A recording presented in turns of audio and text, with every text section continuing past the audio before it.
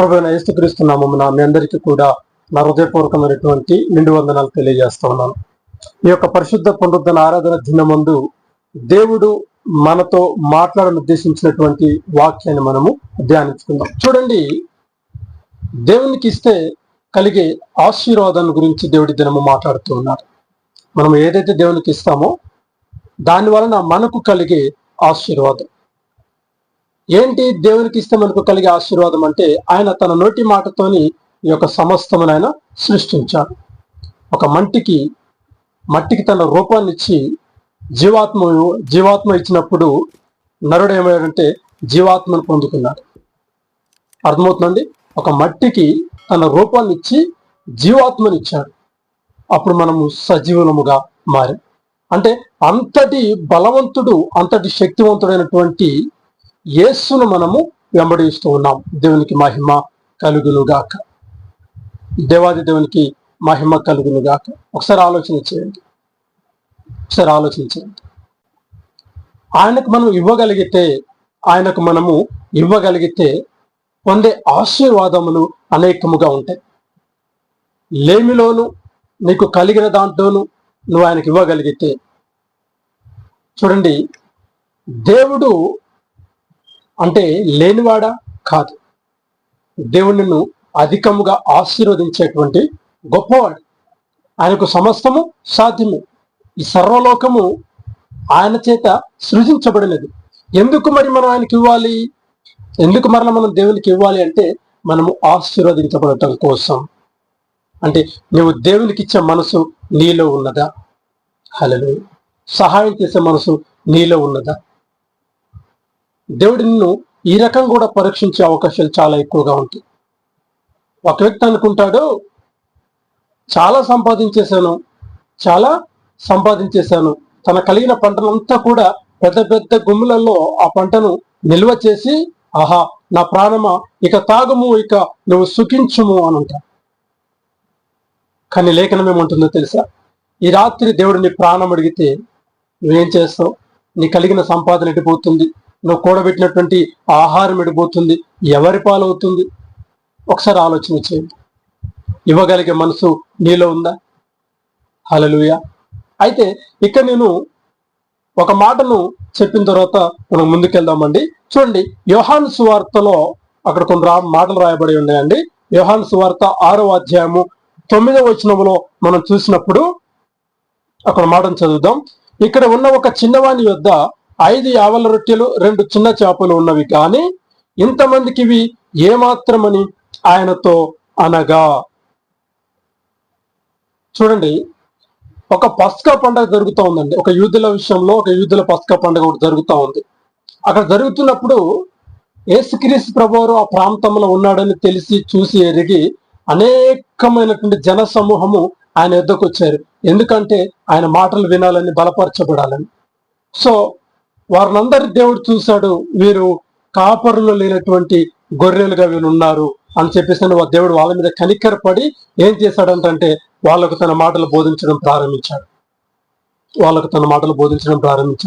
చాలా సమయం అయిపోయింది, ప్రొద్దు గుంకుతా ఉంది. అక్కడున్న శిష్యులు అంటున్నారు, అయ్యా మరి ప్రొద్దు గుంకుతా ఉంది, వీళ్ళని రాత్రి ఇక్కడే ఉంచితే మనం వీళ్ళకి భోజనం పెట్టలేము కనుక వీళ్ళని త్వరగా పంపించేయండి అని. దేవుడు అంటాడు, లేదు, వీళ్ళు ఎంతమంది ఉన్నారో వాళ్ళందరికీ కూడా ఈ సమయం ఉంది, ఇక్కడే మీరు వాళ్ళకి భోజనం పెట్టాలి అని అంటారు. శిష్యులు చూసి ఆశ్చర్యపోతారు, ఏంటి భోజనం పెట్టాలా? అయ్యా వాళ్ళు 2-3 లేరు మనతో పాటుగా కలిపి వాళ్ళకి పెట్టడం కోసం. ఇంచుమించు దాదాపు 5,000 మంది ఉన్నారు. 5,000 మందికి ఆహారం పెట్టడానికి మన దగ్గర ఏముంది అని అంటే, ఇక్కడ ఎవరి దగ్గర ఏమీ లేదా అన్నప్పుడు ఒక చిన్నవాణి దగ్గర 5 యావల రొట్టెలు 2 చేపలు ఉండటాన్ని శిష్యులు చూసి ఆ చిన్నవాడిని తీసుకుని వస్తారు. ఆ చిన్నవాడి దగ్గర ఏమున్నాయండి? 5 యావల రొట్టెలు 2 చిన్న చేపలు ఉన్నాయి. మరి ఆ చిన్నవాడు అనొచ్చు, అయ్యా నేను చాలా చిన్నవాడిని, నేను ఎటువంటి సంపాదన లేనటువంటి వాడిని, నా దగ్గర ఉన్న ఈ 5 రొట్టెలు 2 చిన్న చేపలు ఇవి నాకు సరిపోవు, నేను తిని జీవించాలి కదా అని, మరి ఇవి అయిపోతే నాకెలా ప్రభువా అని ఆ చిన్నవాడు క్వశ్చన్ చేసినట్టుగా అక్కడ ఎక్కడ కూడా రాయబోలేదండి లేఖనాలు. దేవుడు అడిగాడు, శిష్యులు వెతికారు, చిన్నవాడి దగ్గర ఉన్నాయి. ఆ చిన్నవాడు తీసుకొచ్చి శిష్యులకు యేసయ్యకి ఇచ్చేశాడు. ఇక్కడ చాలా జాగ్రత్తగా ఉండాలి. ఒక చిన్నవాడి దగ్గర కేవలము 5 రొట్టెలు 2 చేపలు మాత్రమే ఉన్నాయి. అయితే చిన్నవాడి వాటిని దాచుకోలేదు. ఇవి నాకు కావాలి కదా, నాకు ఆహారంగా ఉండాలి కదా, నేను ఇప్పుడు వీళ్ళకి ఇస్తా, ఎలాగ నా పరిస్థితి ఏంటి, నేనేం తినాలి తర్వాత, ఈ రాత్రి తెల్లారితే నా పరిస్థితి ఏంటి అని ఆ చిన్నవాడు ఆలోచించుకు ఏం చేశాడంటే, దేవుడు అడిగాడు కదని దేవుడికి ఇవ్వడానికి ఇష్టపడ్డాడు. దేవునికి మహిమ కలుగునుగాక. 5 రొట్టెలు 2 చిన్న చేపలను దేవునికి ఇచ్చేశాడు. ఆ చిన్నవాడు దేవునికి ఇచ్చేశాడు. దేవుడు వాటిని తీసుకున్నాడు. ఆ శిష్యులు తీసుకున్నారు, నా దగ్గరకు తీసుకురని అని చెప్పాడు. అయ్యా 5 రొట్టెలు 2 చిన్న చేపలు, కానీ ఇక్కడ ఉన్నది 5,000 మంది, ఎలా సాధ్యం అని అన్నప్పుడు దేవుడు ఏం చేశాడంటే 5 రొట్టెలను ఆ 2 చిన్న చేపలను ఆకాశం వైపు వాటిని దీవించి ఆశీర్వదించి వీళ్ళు ఈ తీసుకుని వాళ్ళందరికీ వడ్డించండి అని చెప్తారు. ఇదంతా కూడా మీకు తెలిసినటువంటి వాక్యం. ఇలా వడ్డించమని చెప్పినప్పుడు అందరూ కూడా ఆ యొక్క ఉన్నటువంటి ఆ ప్రాంతంలోనే ఆ కింద పచ్చగడ్డ ఉంటే వాళ్ళందరూ అక్కడ కూర్చుంటారు. కూర్చున్నప్పుడు అందరికీ వడ్డించడం మొదలు పెడతా ఉంటారు. అలా అలా వేస్తున్నప్పుడు ఇంకా అందులో ఆ తొట్టిలలో ఉన్నటువంటి ఆ చేపలు కానీ ఆ రొట్టెలు కానీ అలాగుంటూనే ఉన్నాయి, అయిపోవట్లేదు. వాళ్ళందరూ తిని తృప్తి పొని ఇక మాకు చాలు అనుకొని వాళ్ళు వెళ్ళిన తర్వాత అక్కడంతా కూడా కింద పడినటువంటి మరి రొట్టె ముక్కలు, చేపల ముక్కలు అవన్నీ కూడా చాలా ఉంటాయి. దేవుడు అంటాడు శిష్యులతో, అవన్నిటిని మరలా మీరు ఎత్తండి అన్నప్పుడు అవన్నీ ఎత్తితే దాదాపుగా 12 గంపల వరకు మరలా, హల్లెలూయా, దేవునికి మహిమ కలుగును గాక. కింద పడినటువంటి ముక్కలు కావచ్చు, మిగిలినటువంటి వాటిని కూడా కావచ్చు, అవన్నీ ఎత్తితే ఎన్ని గంపలైనా అంటే 12 గంపలైనాయంట. చూడండి, ఆ చిన్నవాడు ఇచ్చింది కేవలం 5 రొట్టెలు 2 చేపలు మాత్రమే, కానీ దేవుడు అతనికి ఎలా ఇచ్చాడు? తిరిగి 12 గంపలు. అతని వద్ద ఉన్నవి కనీసం ఒక గంప కూడా ఉండవు, కానీ దేవుడు అడిగిన దాన్ని బట్టి విశ్వాసంతో చిన్నవాడు ఇచ్చాడు. దేవుడు తిరిగి ఎంత ఇచ్చాడంటే 12 గంపలటువంటి మరలా ఆ రొట్టెలు చిన్న చేపలు కలిపి 12 గంపలు ఏరి మరి ఆ చిన్నవానికి దేవుడు ఇచ్చాడు. దేవునికి మహిమ కలుగును గాక. హల్లెలూయా. నువ్వు దేవునికి ఇవ్వగలిగితే నువ్వు ఆశీర్వదించబడతావు. దేవునికి నువ్వు ఇవ్వగలిగితే నువ్వు ఆశీర్వదించబడతావు. చూడండి, నీ హృదయాన్ని నువ్వు దేవునికి ఇవ్వగలుగుతున్నావా? నీ హృదయాన్ని నువ్వు దేవునికి ఇవ్వగలుగుతున్నావా? నీ సమయాన్ని నువ్వు దేవునికి ఇవ్వగలుగుతున్నావా? హల్లెలూయా. ఈ లోకంలో చాలా సమయము మన పర్సనల్ గానే గడిచిపోతా ఉన్నాం. చాలా సమయము ఉదయకాలం మొదలుకొని రాత్రికాలం వరకు కూడా ఉద్యోగాలలో, వ్యాపారాలలో, కూలి పనులలో, ఇలా రకరకాల పనులతో మన జీవితం అంతా కూడా డే అంతా కూడా గడిచిపోతూ ఉంటుంది. కనీసం రాత్రి సమయమైనా కూడా నువ్వు మోకరించి ప్రార్థన చేయగలుగుతున్నావా? నీ హృదయాన్ని దేవునికి ఇవ్వగలుగుతున్నావా? దేవుని పాదాల చెంత నువ్వు గడపగలుగుతున్నావా? నీ సమయంలో కొంత సమయం నువ్వు దేవునికి ఇవ్వగలుగుతున్నావా? ఒకసారి అలా ఇచ్చి చూస్తే, ఒకసారి నువ్వు అలా గనక ఇచ్చి చూస్తే దేవుని ద్వారా కలిగే ఆశీర్వాదము అంత ఇంత ఉండదండి. దేవునికి మహిమ కలుగును గాక. నువ్వు ఇవ్వగలిగితేనే, నువ్వు ఇవ్వకపోతే ఏముండదు. నువ్వు ఇస్తే ఆశీర్వాదాన్ని పొందుకుంటావు. నీ హృదయాన్ని దేవునికి ఇచ్చి చూస్తే నువ్వు ఖచ్చితంగా దీవించబడతావు. దేవునికి మహిమ కలుగును గాక. అపోస్తుల కార్యాలలో అక్కడ రాయబడి ఉంటుందండి, 9వ వచనంలో మనం చూసినప్పుడు అక్కడక సౌలు అనే వ్యక్తిని మనం చూస్తూ ఉంటాం. ఆ సౌలు అనే వ్యక్తి ఎవరంటే, దేవుని నమ్ముకున్న వారిని హింసించి నరకయాతన పెట్టి వారిని హత్య చేయడానికి కూడా వెనకాడినటువంటి వ్యక్తి సౌలు. దేవుని ప్రజలను హింసించేవాడు, వారిని హతమార్చేవాడు, ఎన్నో రకాలుగా శోధనలు పెట్టేటువంటి వ్యక్తి సౌలు అండి. సౌలు అలాగన వెళ్తున్నప్పుడు ఆకాశం నుండి ఒక తెలియనటువంటి ఒక కాంతి అతని మీద పడిపోగానే అతను వెంటనే సౌలు ఏం చేస్తాడంటే వెంటనే కళ్ళు తిరిగి ఆ నేల మీద పడిపోతాడంట. పడిపోయినప్పుడు ఆయనకి ఏం అర్థం కావట్లేదు, కళ్ళన్నీ బయర్లు గమ్మిపోయినాయి, కళ్ళు మొత్తం కూడా బయర్లు గమ్మిపోయినాయి. ఏం చేయాలో అర్థం కావట్లేదు, ఎటు వెళ్ళాలో అర్థం కావట్లేదు.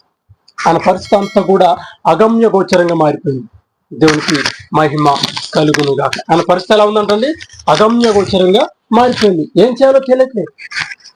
అప్పుడు అలాగ కింద పడినటువంటి ఆ వ్యక్తికి ఒక స్వరం వినపడతా ఉంది, సౌలా సౌలా అని. దేవుని యొక్క స్వరం వినపడతా ఉంది. సౌలా సౌలా అనే ఒక స్వరాన్ని మరి యొక్క కింద పడిపోయినటువంటి ఆ వ్యక్తి, ఆ సౌలు వ్యక్తి అనే ఆ యొక్క వ్యక్తి వింటా ఉన్నారు. విని అంటాడు, ప్రభువా నువ్వెవరివి? ఈ స్వరం ఎవరిది? అసలు నువ్వెవరు? నాతో మాట్లాడుతున్నటువంటి నీవు ఎవరు అని చెప్పి ఆయన దేవుడితో మాట్లాడుతున్నప్పుడు దేవుడు అంటాడు, ఇదిగో నీవు హింసించుచున్న యేసుని. హల్లెలూయా. ఏంటంట, నీవు హింసిస్తున్నటువంటి యేసుని, నా ప్రజలను హింసిస్తున్నావు కదా, నా ప్రజలను హింసిస్తే నువ్వు నన్ను హింసించినట్టే కదా అని చెప్పేసి అని దేవుడు సౌలుతో మాట్లాడుతూ ఉంటాడు. ఆ మాటలు విన్న తర్వాత ఆయన హృదయం అంతా కూడా మారిపోయింది. అయ్యో, నేను దేవుని హింసిస్తున్నానా, నేను దేవుని హింసిస్తున్నానా అని చెప్పేసి అని అతని హృదయం అంతా కూడా మారిపోతుంది. వెంటనే తన హృదయాన్ని దేవునికి అప్పగించేస్తాడు. కళ్ళు లేచి కళ్ళు తెరిస్తే ఏమీ కనపడట్లేదు. కళ్ళు మొత్తం కూడా ఏమైపోయి ఉన్నాయి, బయర్లు గమ్మిపోయి ఉన్నాయి. దేవునికి మహిమ కలుగును గాక. దేవుడు ఒక వ్యక్తితో మాట్లాడి సౌలు వద్దకు పంపించి ఆ సౌలు కన్నులు తెరవబడేలా చేస్తాడు. చూడండి, ఎప్పుడైతే సౌలుకు ఒక పేరు ఉందండి, హింసకుడు, దూషకుడు, హానికరుడు. ఎందుకు ఆయనకు ఆ పేరు వచ్చిందంటే, ప్రజలను హింసించేవాడు, దేవుని ప్రజలను హింసించేవాడు, దేవుణ్ణి కూడా హింసించేటువంటి వ్యక్తి కనుక అతనికి ఆ పేరు కలిగి ఉంది. కానీ ఎప్పుడైతే తన హృదయాన్ని దేవునికి అప్పగించేశాడో తన హృదయం అంతా కూడా మారిపోయింది, తన పరిస్థితులన్నీ కూడా మారిపోయాయి. హల్లెలూయా. నువ్వు కనుక నీ హృదయాన్ని దేవునికి ఇవ్వగలిగితే నీ పరిస్థితులన్నీ మారిపోతాయి. నువ్వు లేమిలో కనుక నువ్వు దేవునికి ఇవ్వగలిగితే నీ పరిస్థితులన్నీ కూడా మారిపోతాయి. అయితే దేవునికి ఇచ్చుటలో ఉన్న ఆశీర్వాదాన్ని నువ్వు కనుగొనాలి. దేవునికి ఇచ్చుటలో ఉన్నటువంటి ఆశీర్వాదాన్ని నువ్వు కలిగి జీవించాలి. ఎప్పుడు దేవా నాకు ఇది చేయవా, నాకు అది ఇవ్వా, నాకు ఇది ఇవ్వ అనడం కాదండి. నువ్వు దేవునికి ఏమేమి ఇవ్వగలుగుతున్నావు? నీ ధన సంపదలు దేవునికి అవసరం లేకపోవచ్చు, కానీ నీ సమయం ముందు చూసావా, నీ విలువైన సమయంలో దేవునికి నువ్వు కొంత సమయాన్ని ఇవ్వాలి. నువ్వు అలా ఇచ్చినప్పుడు నువ్వు దీవించబడతావు, నువ్వు ఆశీర్వదించబడతావు. ఆనాడు చిన్నవాడు 5 రొట్టెలు 2 చేపలు ఇచ్చాడు, 12 గంపలు తీసుకెళ్లాడు. సౌలు తన హృదయాన్ని ఇచ్చాడు. హింసకుడు, దూషకుడు, హానికరుడైనటువంటి ఆ నింద నుంచి ఆ రాజుగా సింహాసనం ఎక్కాడు. హల్లెలూయా. ఇలా మనం చూసుకుంటూ పోతే అనేకంగా ఉన్నాయి. ప్రియ సహోదరి, సహోదరుడా, నీ జీవితాన్ని నువ్వు దేవునికి ఇవ్వగలిగితే గొప్ప మేలులు దేవుడు నీ జీవితంలో చేయను గాక. ఆమేన్. God bless you. చిన్న ప్రార్థన చేసుకుందాం. సర్వోన్నతుడా, సత్యవంతుడా, నా కాపురి యజమానుడా, నీకు వందనాలు ప్రభువా. ఈ రాత్రి క్షమించండి నాన్న, ఈ యొక్క పరిశుద్ధ పునరుద్ధరణ ఆరాధన దినం ముందు మీరు మాట్లాడిన మాటలను బట్టి ప్రత్యేకమైన వందనాలు. ఎవరైతే ప్రభువా మరి హృదయాంతరంగా తండ్రి నాన్న మీకు అర్పిస్తారో వారిని మీరు ప్రత్యేకించి జ్ఞాపకం చేసుకుని, ఎవరైతే సమయాన్ని మీకు అర్పిస్తారో వారిని కూడా మీరు జ్ఞాపకం చేసుకుని దీవించమని, వారి క్రియలను బట్టి నాయన బిడ్డలు ఆశీర్వదించమని, ఈ దినమందు ప్రభువా ఈ వీడియో చూస్తున్న ప్రతి బిడ్డను కూడా నాయన దేవునికరంగా మార్చమని, ఈ వాక్యాన్ని వారు హృదయంతరంగా స్థిరపరచమని యేసయ్య అతి పరిశుద్ధ నామమున అడిగి ప్రార్థన చేయుచున్నాము తండ్రి. Amen, amen, amen. God bless you all. నందు ప్రియులకు నా యొక్క హృదయపూర్వకమైనటువంటి నిండు వందనాలు. ఈ వీడియో చూస్తున్న ప్రతి ఒక్కరూ కూడా ఈ యొక్క ఛానల్ను లైక్ చేయండి, అలాగే ప్రతి ఒక్కరికి షేర్ చేయండి. తర్వాత ఈ ఛానల్ తప్పకుండా సబ్స్క్రైబ్ చేసుకోండి. దేవుడు మీకు తోడై ఉండును గాక. God bless you all.